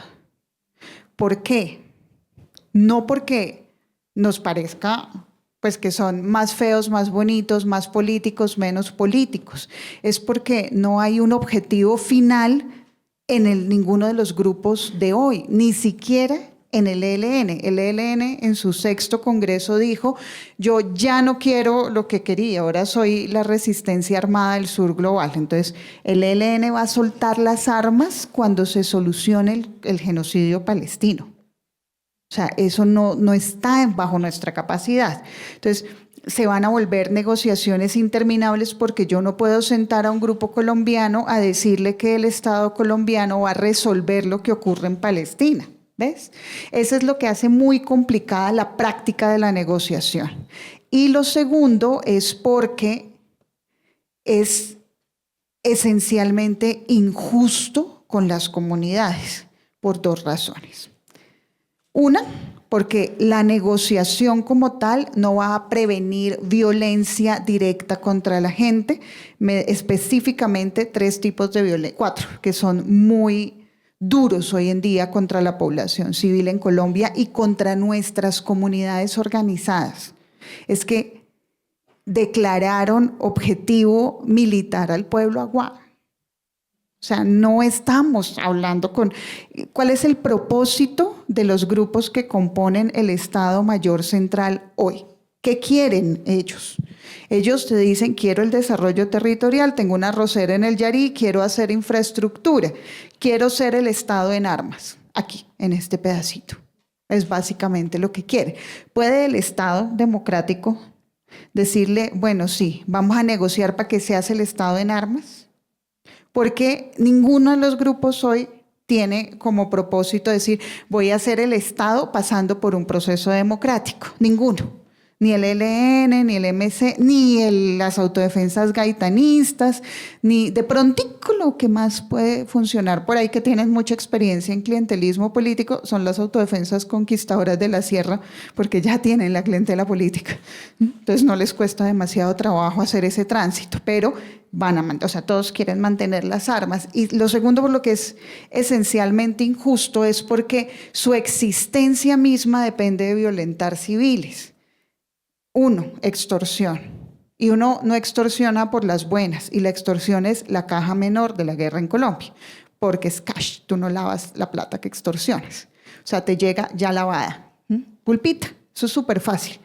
2, el reclutamiento de niños, niñas, adolescentes. Son unos grupos que pierden mucha gente, ¿sí? Porque se enfrentan entre sí muchísimo, se matan mucho. Y bueno, les digo solamente 2 cosas que a mí me estremecieron hasta el alma. En el Catatumbo, que es un territorio que conocemos muy bien en la Fundación, se dio la orden desde hace 3 años de ocultar cadáveres. Medicina legal no entra a muchos de los territorios hoy. Es decir, en esas zonas ni siquiera sabemos cuántos muertos hay. Las cifras no dan. La gente, los sepultureros comunitarios están haciendo el trabajo de medicina legal y de la policía. Y lo que pueden sacar son los muertos que se cuentan. Y decía Francisco también, y lo que no se cuenta, no cuenta.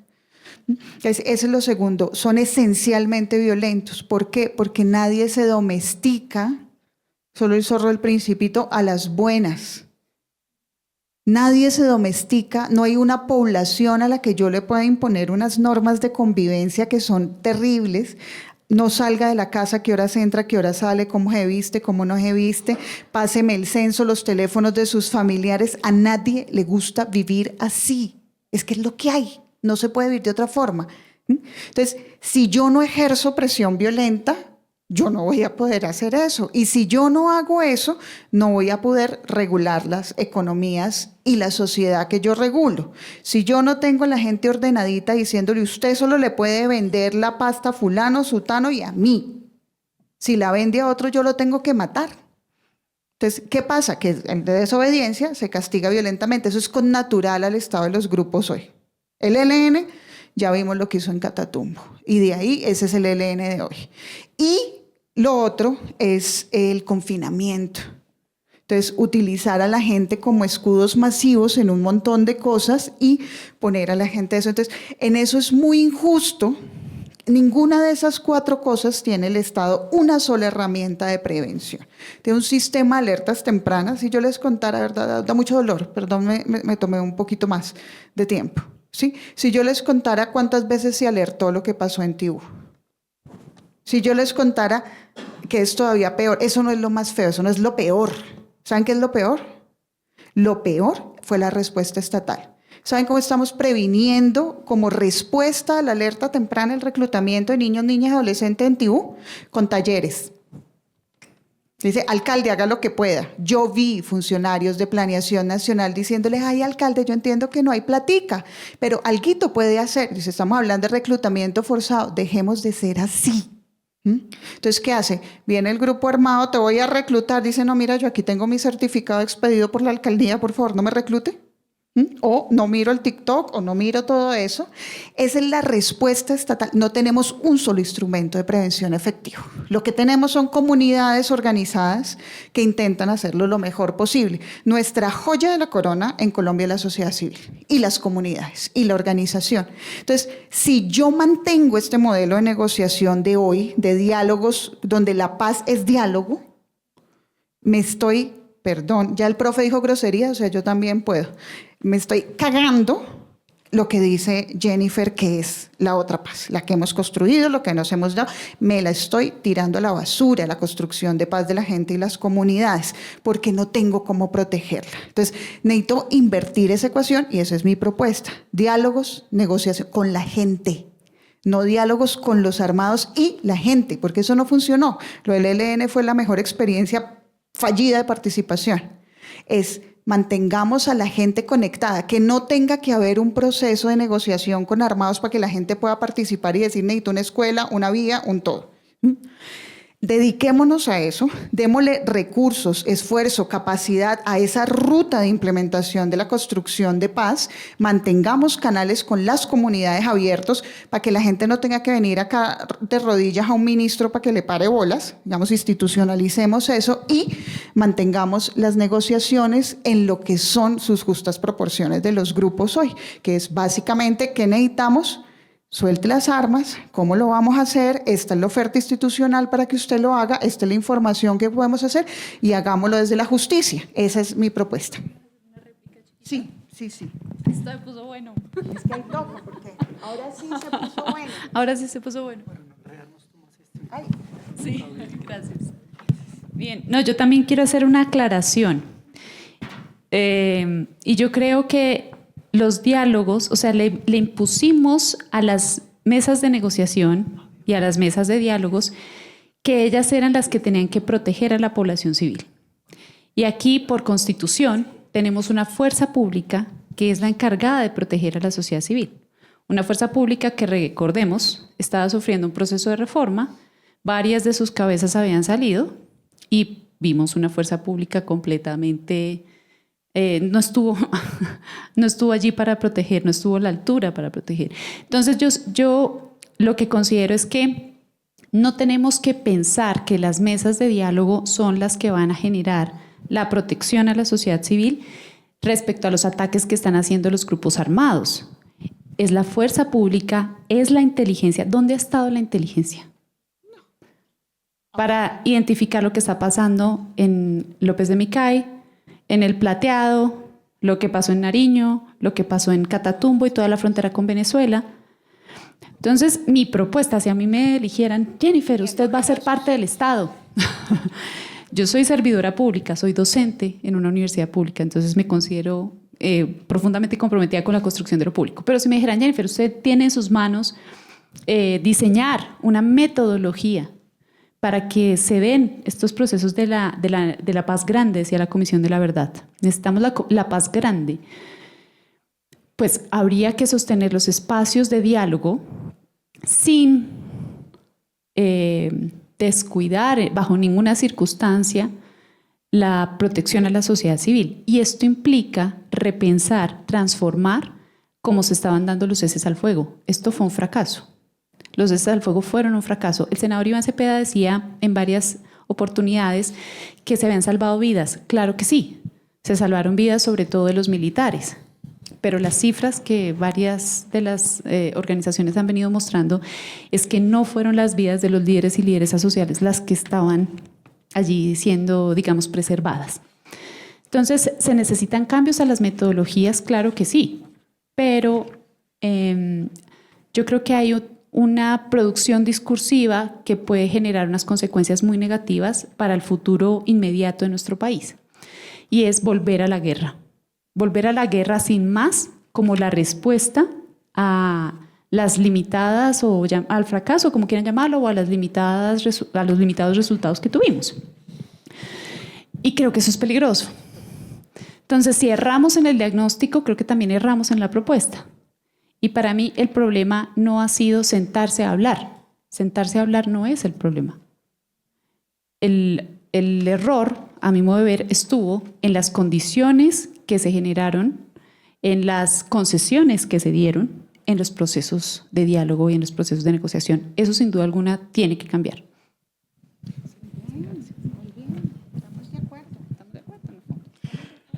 Bueno, yo quisiera nombrar dos cosas que me parecen muy pertinentes de lo positivo que ocurre pues, con las paces en Colombia. El movimiento de memoria. Es un movimiento potentísimo de mujeres, de salones del nunca más, como el de Granada, Antioquia.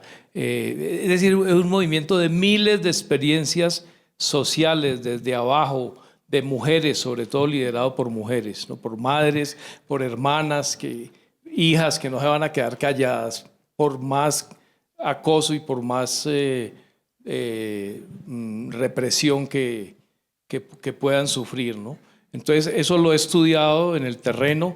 Pues justamente estando en San Jacinto me tocó vivir uno de los paros armados del Clan del Golfo, que paralizó toda íbamos a entrevistar a los gaiteros de San Jacinto, a Rafa, el cantante, con unas canciones de paz que tiene Rafa, bellísimas, y nos coge el paro armado. Alcanzamos a pasar 2 personas y mi camarógrafo y otra persona no pudieron pasar.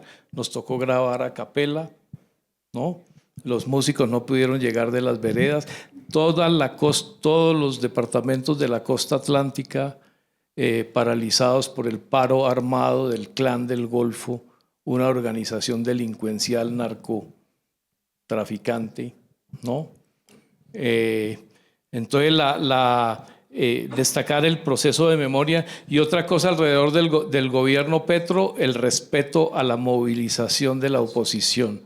Es decir, ahora que se están invocando una falta de garantías para la oposición a raíz del atentado a Miguel Uribe Turbay, yo soy fotógrafo de marchas, de movilizaciones sociales, y ahí me ha tocado ver al ministro Diego Molano, que recuerden que estigmatizó la protesta social durante el gobierno Duque y que llamaba a que los jóvenes fueran a protestar a un protestódromo.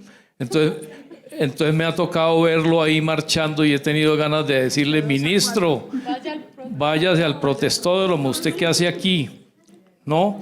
Y Holmes Trujillo y todos los ministros descalificando la protesta social, a propósito como lo está haciendo Donald Trump frente a California este fin de semana, y sigamos de cerca lo que está pasando en California y la oposición del gobernador de California a esa política represiva de Donald Trump, ¿no? Esto hay que mencionarlo porque es que estamos volviendo al mundo anterior a la segunda posguerra, ¿no? Un mundo sin reglas del juego, ¿no? Entonces, yo creo que hay que pensar esto, porque esto puede agenciar también los abusos del poder, ¿no? De Milei o de Bukele y todos estos personajes, ¿no? También se me olvidaron algunas cositas. En esta versión dominante que le atribuye la responsabilidad del atentado contra Miguel Uribe a Petro, pues jugó mucho el tuit del secretario de Estado Marco Rubio, ¿no? Absolutamente irresponsable y absolutamente abusivo, ¿no? Mírenlo, yo lo tengo aquí, pero no lo leo para no quitar tiempo para la conversación. Nadie dijo nada. El director de noticias de Caracol, Juan Roberto Vargas, no dijo nada. Fue como, no, y esto es preocupante, ¿no? El secretario de Estado lo que dice, pero ninguna posición crítica frente a ese tuit que resultó más abusivo que las declaraciones de Pastrana y del exfiscal Barbosa, pues condenando a Petro, pero de ellos se esperaba eso, ¿no? Y lo otro, frente a olvidé mencionar otros comportamientos polarizantes, pues el de la bancada parlamentaria que no discute las propuestas de reforma, sino que se retira para que no haya quórum. Es decir, cuando le estamos pagando más de 40 millones al mes para que discutan las propuestas, y ellos simplemente matando la discusión pues, a través del ausentismo. Entonces, eso para complejizar y sin negar el papel polarizante de los discursos del presidente, ¿no? Pero para complejizar las responsabilidades que no son, y también ojo para a qué estamos consumiendo, porque lo otro es la polarización en redes sociales, con esta opinión manejada por influencers del oficialismo petrista o de la derecha centrodemocrática, entre comillas, y eso me parece súper preocupante a mediano plazo para una opinión política sana, ¿no? Gracias, Fabio. Bueno, tenemos unos 20 minutos para preguntas. Vamos a comentarios también muy breves. ¿Te parece si va una rondita? Sí, va a proponer precisamente eso, una ronda, si quieren ir pasando, por favor, y si pueden presentarse muy brevemente a los comentarios, a las preguntas, por favor, muy concisos.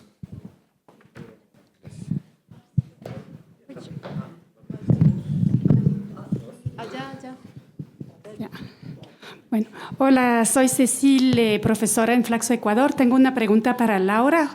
Justo me parece súper interesante lo que explicaste de que ahora no había tiempo, los grupos armados se desarmaban y al mismo tiempo ya se rearmaban, y citaste el ejemplo de Comuneros del Sur, que todavía no está completando el desarme y ya la mitad de la gente está en las autodefensas de Nariño. Entonces quería saber más de la explicación por este cambio y qué propones tú justamente o sea, cuál es el diagnóstico, por qué los grupos ya se están rearmando tan rápidamente y qué propones tú para tal vez dar mayores garantías para que se queden en el proceso.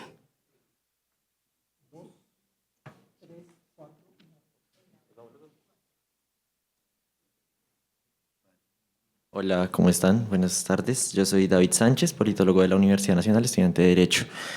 Tenía varios comentarios y una pregunta. Lo primero es que yo disiento un poco la lectura de que la polarización sea como la causa del conflicto. A mí me parece que es poner el conflicto sobre la base de las abstracciones ideológicas, sino sobre una materialidad de carencias sociales que están generando unas condiciones de conflictividad. Entonces, sí, yo no creo que...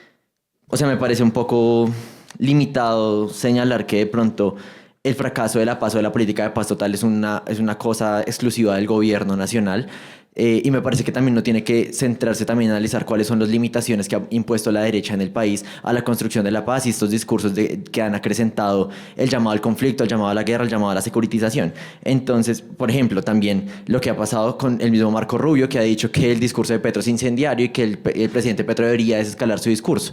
El conflicto no solamente obedece a los líderes, sino también a las condiciones materiales de las comunidades. Y en ese sentido creo que uno también tendría que mencionar, por ejemplo, la regresión financiera que ha habido con los procesos de construcción de memoria desde los mismos Estados Unidos, y eso como también pone unas limitaciones a los procesos de construcción, por ejemplo, de memoria, que por ejemplo toda la financiación que había, por ejemplo, algunas ONGs, pues también se cae y eso también limita un montón los procesos de construcción de memoria. Entonces sí, yo no creo, por ejemplo, también me parece como que me conflictúa un poco algo que hablábamos aquí con Andrés, y es, pues se dice como no, la violencia no es el camino, pero sí la violencia del Estado para controlar a los actores armados. Entonces, ¿cuál violencia sí es la que se puede ejercer y cuál no? Y creo que eso hay que problematizarlo, porque uno no puede hablar de la violencia en abstracto, pero solamente para rechazar la violencia de ciertos actores armados. Creo que ahí hay un problema que tenemos que plantearnos. Y para la profesora Jennifer, ahí tengo dos preguntas mezcladas. La primera es si es tú nos decías que la paz, o a la paz se le ha puesto mucho peso, sí, como mucho peso, y que queremos meter todo en la paz. Pero ¿es posible la paz sin ese peso?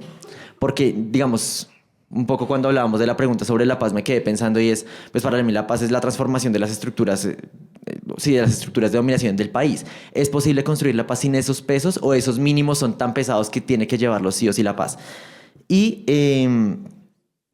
también creo que la paz pasa por esto que planteaba un poco la comisión, y es esta aspiración al descenso de la memoria en la sociedad. Lo planteaba el padre Francisco de Rubén en su carta inicial de que abre el informe, y es la paz y la memoria tienen que descender a la ciudadanía. ¿Cómo hacer eso? Porque es un poco lo que nos planteaba Laura, y es hay que tomarnos en serio la transicionalidad, y creo que tomárselo en serio es descender esa memoria, pero creo que no hay una hoja de ruta clara por cómo hacerlo. Y antes de cerrar mi intervención, pues sí quería recordar pues que hoy nos enteramos de la muerte de Ana María Cuesta, que pues era la directora del Centro Nacional de Memoria, Paz y Reconciliación, que pues creo que no deberíamos dejarlo de lado, sobre todo hablando de este tema que pues participó mucho desde los procesos artísticos de la construcción de memoria.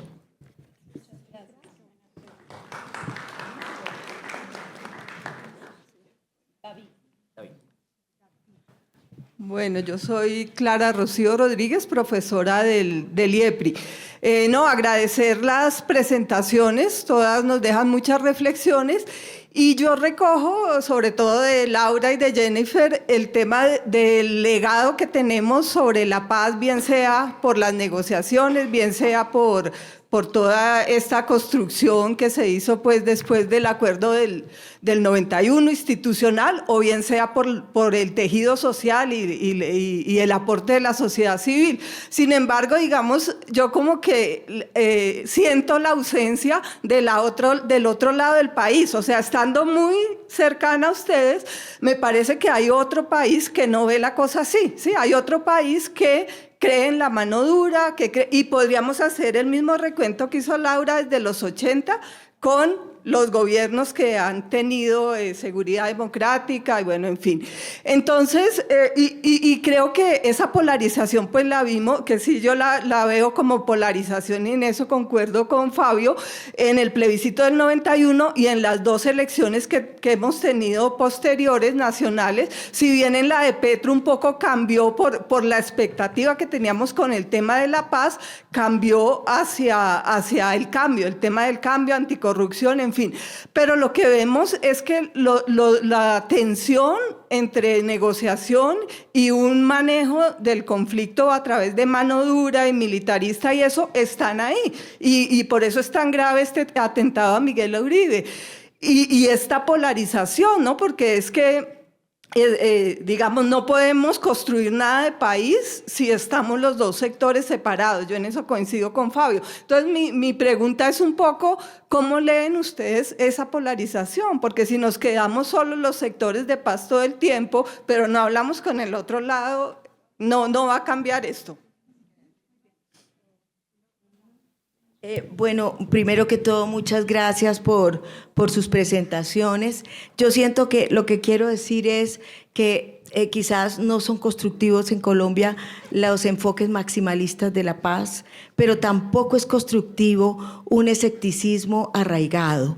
Miremos que los conflictos tienen sus dinámicas, a veces si entendemos por paz, un enfoque de paz imperfecta, entendida como un proceso inacabado, perfectible, que se construye en el día a día, pues bueno, quizás no estaríamos pensando que esto es del declive. Recordemos que fueron los 90, una década llena de actores armados, el narcoterrorismo, o sea, y otra cosa, hay que pensar en el posacuerdo, la tercera etapa de cualquier proceso de paz, un posacuerdo que nos señala que dura más o menos lo que duró el conflicto armado, o sea, estamos hablando de 60 años. Entonces, quizás no es muy temprano para decir que fracasó, que frustró. Claro, no queremos retroceder, pero no todo es una tragedia. Lo que hay que saber entender es la clave de los que han construido paz en este país, la vía de las iniciativas de paz de base social. Preguntémosle al CRIC en sus 50 años, cómo ha construido y cómo ha enfrentado las crisis de cada momento histórico. Preguntémosle a Cocomasia cómo lo hizo, cómo lo ha hecho en más de 40 años, a nuestros Nobeles alternativos de paz, y miremos con más generosidad la ventana de oportunidad de los procesos de paz en Colombia. Eso era todo.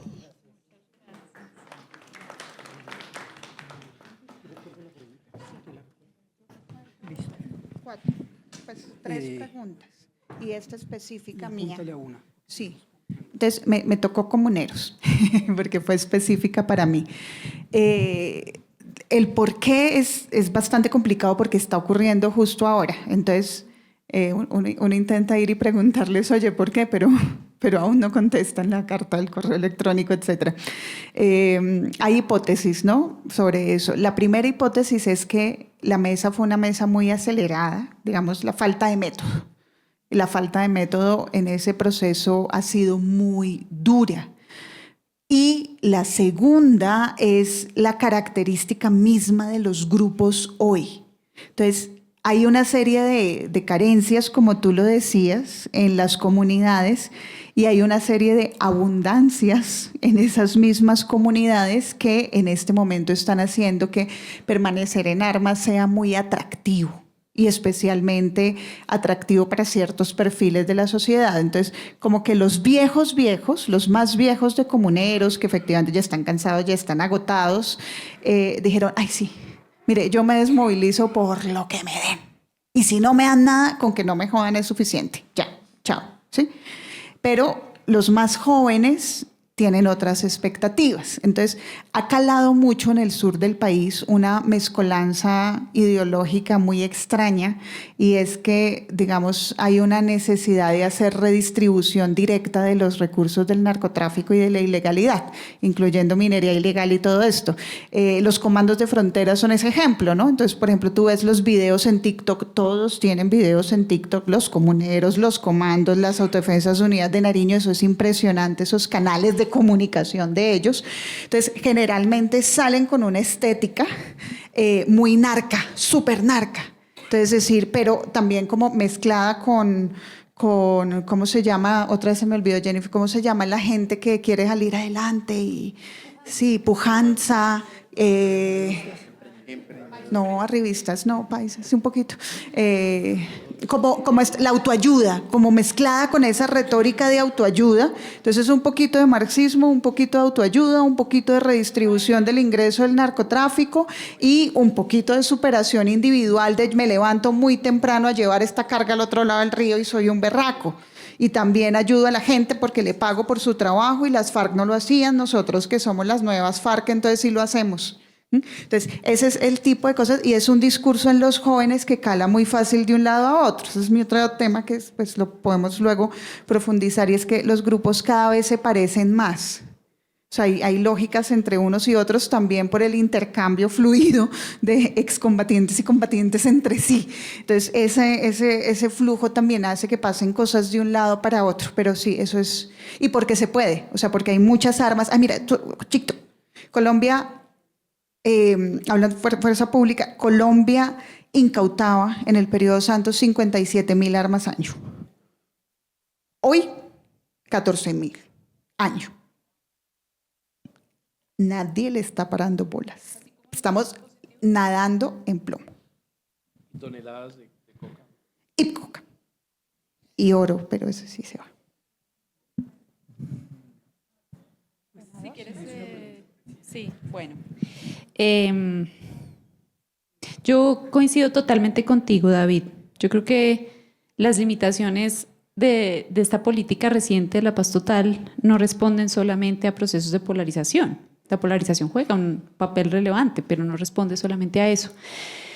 Y coincido en las condiciones materiales, en la desigualdad. Hace un rato nombraba que nuestro país tiene una profunda concentración de la propiedad rural, etcétera. Pero además de eso, quiero agregar otro elemento que dificulta la implementación de cualquier proceso de paz, y es la forma en que construimos política pública en este país.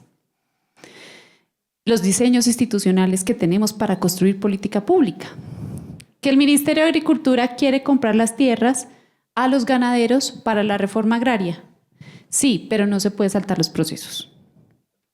Y para comprar una tierra que esté saneada, que no haya sido objeto de despojo, etcétera, etcétera, necesita más o menos entre 5 y 6 meses.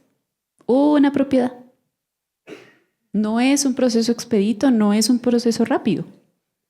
Entonces, la implementación como tal ha encontrado unos bloqueos institucionales adentro propios de nuestra lentitud burocrática estatal.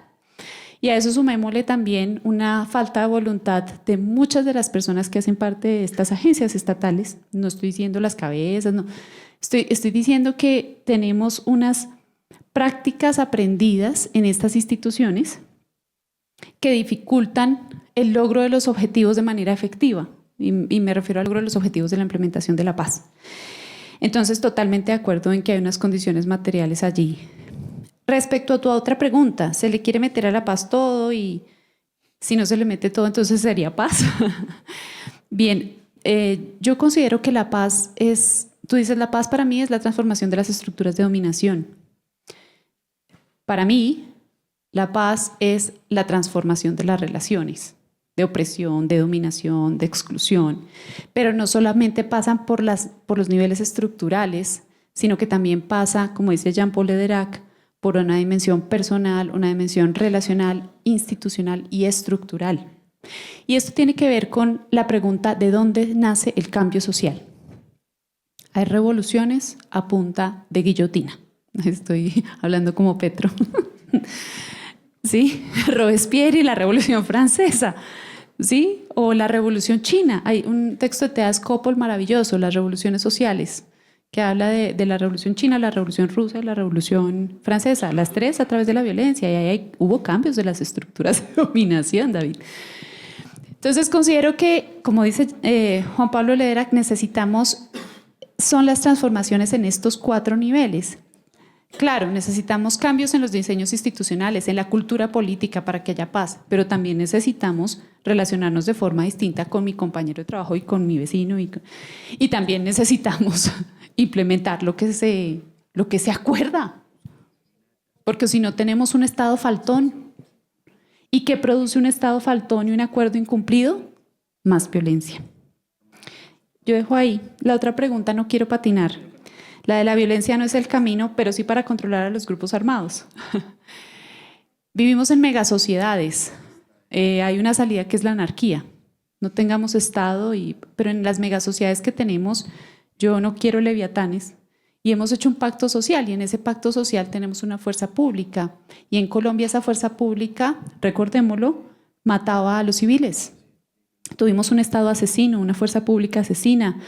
En los rankings mundiales éramos el país que más asesinaba a sus sindicalistas. Llevamos 2 o 3 años seguidos, ustedes me corrigen, matando. Somos el primer país en asesinatos contra defensores y defensoras ambientales. Entonces, claro que queremos una fuerza pública, pero no así. Claro que queremos un Estado, pero no así. Queremos un Estado que no vulnere los derechos de los civiles a los que dice proteger, sino que de verdad cumpla con la garantía constitucional. No soy anarquista. Y he conocido contextos en el mundo sin Estado. Haití, Congo. Y yo digo, necesitamos transformar la formación de Estado que hemos construido en Colombia, que ha sido una formación violenta y asesina, por otro tipo de Estado. Gracias, Fabio. Si quisieras complementar un poco, reaccionar a la pregunta de la profesora Clara Rocío sobre, a pesar de que existe una riqueza de experiencias de paz, al mismo tiempo y en el mismo periodo de los últimos 35 años por lo menos hay, lo que tú decías, una permanencia de violencias políticas del Estado o terroristas como vimos hoy en Cali, es decir, y no de enclaves, también existe acciones y culturas de violencia paralelos a las experiencias de paz. Yo tengo una preocupación muy grande por el periodismo, porque me parece que no está a la altura de lo que el país necesita, ¿no? Estos conductores de radio de la mañana son una vergüenza, ¿no? Antes por lo menos teníamos un Gozaín que era humanista, le gustaba la literatura y decía cosas inteligentes, ¿no? Entonces no están a la altura. Y resulta que buena parte del conocimiento lo tenemos los académicos que hemos seguido estos procesos. Un problema que yo he encontrado comparando con la experiencia de la Guerra Civil Española y del franquismo que he venido estudiando, es que Colombia tiene un problema muy grave para simbolizar los procesos, los cortes de las paces, ¿no? Porque las paces duran muy poco y entonces son copados los espacios y arranca de nuevo el conflicto. Entonces, por ejemplo, nosotros lo hemos vivido en campo. Nosotros llevamos una maestría a San José del Guaviare en comunicación de la Nacional y nos tocaba viajar porque el avión se demoraba una semana en volver. Entonces nos íbamos por tierra manejando 8, 10 horas, no nos importaba. Además fue muy bacano porque conocimos mucho el Guaviare y todo esto que antes llamábamos territorios nacionales, ¿no? Y que los volvieron departamentos, pero siguen siendo igual de marginados y desfinanciados. Entonces a nosotros nos tocó ver cómo el proceso de paz de Santos trajo tranquilidad en la vía Granada-San José, por ejemplo. Ya la FARC no bajaba a la gente de los buses, ¿no? Ya no había requisas excesivas de parte de policía y ejército. Entonces, pero eso no se le cuenta a la población, ¿no? Y entonces muy rápido vuelve la violencia y nuevos actores copan esos espacios. Entonces no tenemos cortes históricos simbólicos, ¿no? Como sí los tienen otros países que han hecho las paces claro, de pronto en la misma España quedaron grupos guerrilleros que se llamaban maquis luego del triunfo de Franco en el 39. Después los acabaron en los 40. Sí, es decir, hubo guerrilla después del triunfo de Franco, se llamaban maquis, ¿no? Pero no es la situación colombiana de este reciclaje permanente y total que no logramos cerrar las paces, ¿no? Y por eso es mi llamado pues a unas políticas de transición fuertes y con los medios yo creo que nos va a tocar. Tal vez desde la academia, algunos de nosotros hemos hecho intentos de tener medios, espacios de crítica de medios en radio. Yo también tuve un espacio reciente en Señal Colombia, porque con los medios corporativos es muy complicado, ¿no? Y hay unas prácticas de cultura política, hay unas hegemonías, por ejemplo, antiizquierda, lo que yo les comento del sábado, ahí hay una matriz antiizquierdista que sigue jugando, y lo otro, me daba risa que llaman a reaccionar a Pedro Viveros y a la Paca Zuleta. No, me joda. Este país es complejo, nosotros que lo recorremos, este país es diverso, este país tiene voces muy, muy distintas, hay que entrevistar a gente. No, la Paca Zuleta y Pedro Viveros, el de la casa, ¿no? De Caracol. Y además bogotanos, ¿no? Bogotanísimos, ¿no? La Paca, ¿no? La Paca. Entonces, no sé, necesitamos una diversidad de voces y eso es ampliar. No tengo nada contra la Paca ni contra Pedro, yo los escucho, ¿no? Pero necesitamos otras voces. Le dan el favor y le abren el TikTok al profe. Bueno, muchas gracias a ustedes, gracias Jenny, gracias Fabio, gracias Laura.